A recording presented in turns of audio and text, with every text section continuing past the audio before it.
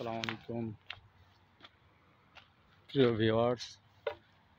দেখুন, গভীর রাতে রাত ৩টার দিকে সৌদি আরবের মরুভূমির দৃশ্য। দেখুন, মরুভূমির সাইডে দিয়েই রাস্তা রয়েছে, সাইড না ধরতে পারেন, মরুভূমির মাঝখান দিয়ে রাস্তা, সেখান দিয়ে গাড়ি চলাচল করে। দেখুন, গভীর রাত, এখন কিন্তু রাত ৩টা বাজে, সৌদি আরবে রাত ৩টা বাজে। সেখানে রাস্তাতে দেখুন কত গাড়ি, দেখেন।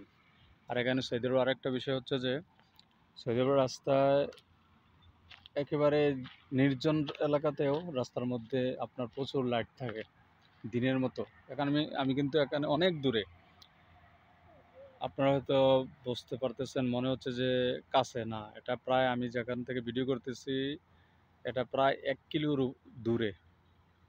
তারপরে দেখুন কত আলো, কাছে গেলে দেখতে পাবেন, বুঝতে পারবেন যে একেবারে দিনের মতোই আলো। দেখতে পাচ্ছেন? এই যে দেখুন মরুভূমি, এই মরুভূমির এই যে গাছ, এই যে দেখুন মরুভূমির বালু, রাতের আধারে কিছুটা দেখা যায়, দেখতে পারতেছেন।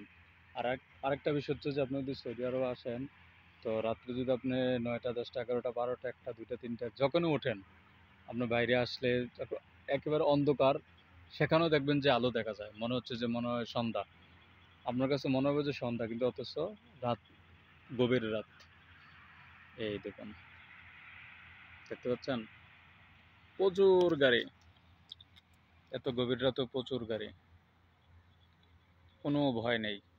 রাসূলুল্লাহ সাল্লাল্লাহু আলাইহি ওয়াসাল্লাম একটা কথা বলছিলেন যে আদি বিন হাতিম রাদিয়াল্লাহুকে, যে আদি, তুমি যদি, তোমার হায়াত যদি দীর্ঘায়িত হয়, তাহলে তুমি দেখতে পারবে যে মক্কা থেকে একজন মানুষ হীরা পর্যন্ত যাবে, কিন্তু একটা রমণী মক্কা থেকে একাকী হীরা যাবে, অথচ সেখানে ওই মহিলার একমাত্র এক আল্লাহ ছাড়া কারো তার ভয় থাকবে না।